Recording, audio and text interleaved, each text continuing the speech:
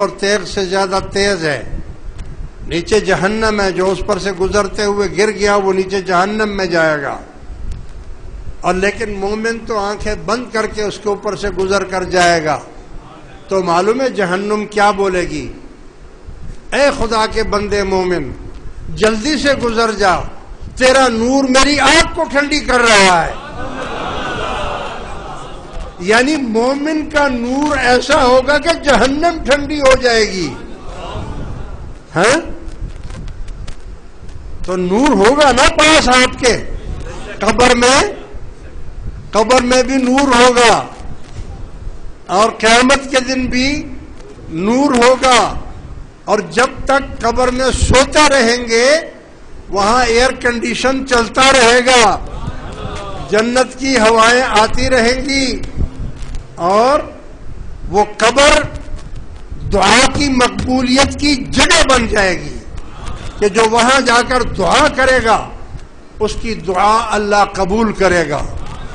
ارے اس کو تو چھوڑو، خدا کی قسم حدیث پاک میں آیا ہے کہ حضور نے فرمایا کہ جو لوگ اس حالت میں مر جائیں کہ وہ میری آل سے محبت کرتے تھے،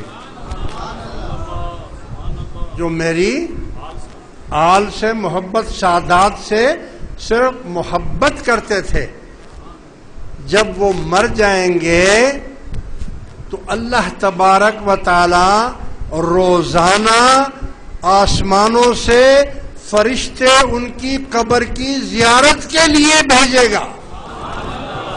وہ امتی ہوگا، سید نہیں ہوگا، وہ سید نہیں ہوگا، وہ امتی ہوگا، لیکن وہ سید سے محبت کرتا ہوگا، تو اللہ تبارک و تعالی اس کی قبر کی زیارت کے لیے آسمانوں سے روزانہ فرشتے بھیجا کرے گا۔ روز الگ الگ فرشتے آئیں گے، اس کی قبر کی زیارت کریں گے، اس کے لیے تحفے یعنی دعا، ان کے لیے مغفرت اور دعا کریں گے۔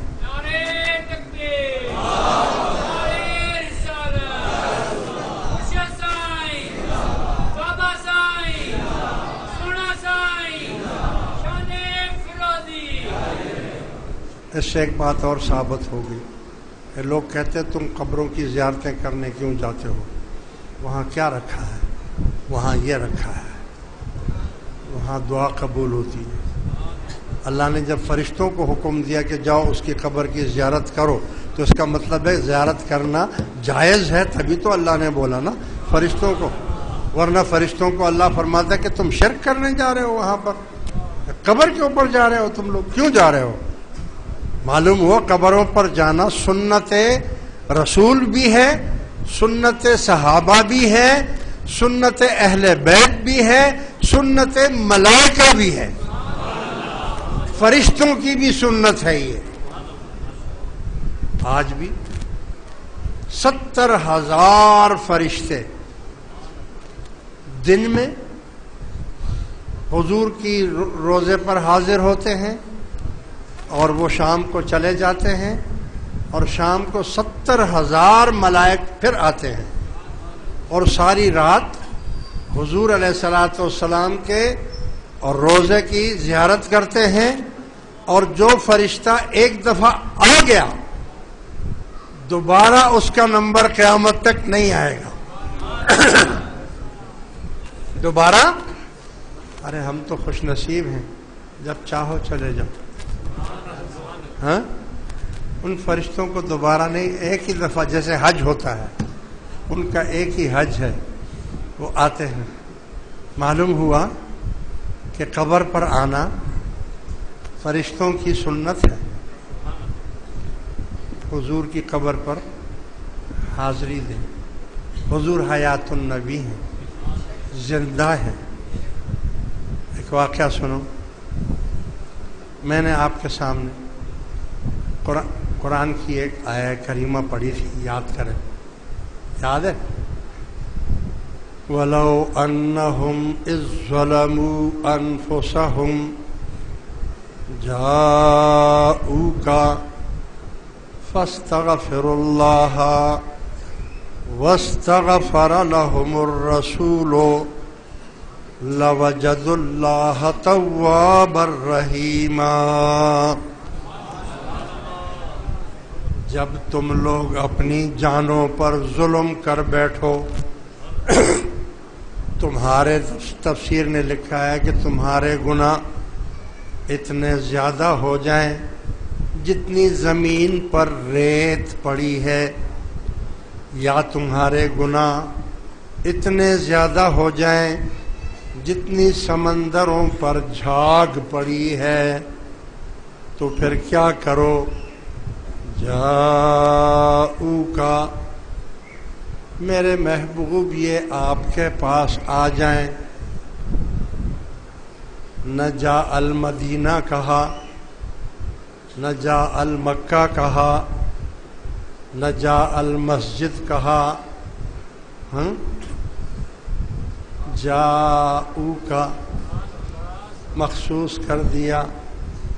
جہاں بھی آپ ہوں، آپ جہاں بھی ہوں یہ آپ کے پاس آ جائیں۔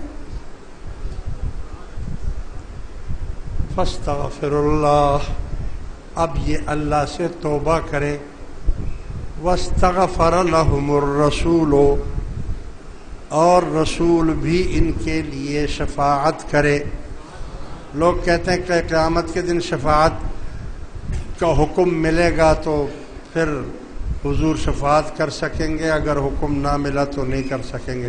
ارے اللہ نے تو دنیا میں ہی حکم دے دیا ہے، پہلے ہی حکم دے دیا ہے کہ واستغفر لهم الرسول، یعنی رسول تمہاری شفاعت کرے۔ لوجدوا اللہ توابا رحیما، اب مہر لگا دی کہ اگر تم نے اللہ سے توبہ کی اور رسول اللہ نے بھی شفاعت کر دی، تو اب اگر کوئی یہ کہے کہ پتہ نہیں میری شفاعت ہوئی کہ نہیں ہوئی تو کفر ہو جائے گا، کافر بن جائے گا، کیونکہ قرآن نے حکم دے دیا۔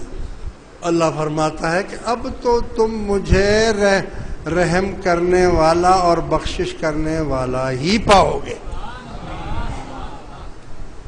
اب سوال ہی پیدا نہیں ہوتا کہ میں نہ بخشوں، کیونکہ رسول نے شفاعت کر دی ہے۔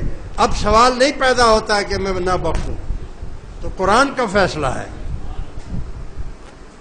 جاؤکا، چلو ٹھیک، پھر بھی مان۔ ایک اعرابی کے پاس جب یہ آیت کریمہ پہنچی، اعرابی دیہاتی کو کہتے ہیں، تو اس نے اپنے گناہوں کو دیکھ کر چل پڑا اور مدینے کا رخ کیا۔ جب مدینے شریف پہنچا تو اس کو پتہ چلا کہ حضور علیہ الصلوۃ والسلام تو 3 دن پہلے ہی وفات پا چکے ہیں۔ وہ رونے لگا اور کہنے لگا یا رسول اللہ اب میں کیا کروں؟ آپ کی آیت میرے پاس پہنچی، مجھے تو پتہ نہیں تھا، جب مجھے پتہ چلا میں پہنچا ہوں، آپ دنیا سے تشریف لے گئے ہیں، آپ حضور کی قبر پر آ گئے اور مٹی حضور کے قبر کی اٹھا کر اپنے سر پر پھینکنے لگا اور رونے لگا اور کہنے لگا حضور اب میں کس کو پکاروں اور کس کے پاس جاؤں؟ قبر مبارک سے آواز آئی غفرت لکا، تو بخشا گیا، تو جس ارادے سے میرے پاس آیا تھا تیری بخشش ہو چکی ہے، چلا جا۔ حضور حیات النبی ہے۔ چلو، وہ اعرابی تو پھر بھی بیچارہ خوش نصیب تھا، قریب تھا، مدینے چلا گیا۔ ہم میں سے ایسے غریب بھی تو ہیں، ہم کیسے جا سکتے ہیں؟ ہم کیسے حضور کے پاس جائیں؟ ہم غریبوں کے لیے حضور کے پاس جانا ضروری نہیں ہے، حضور خود ہمارے پاس حاضر ہیں۔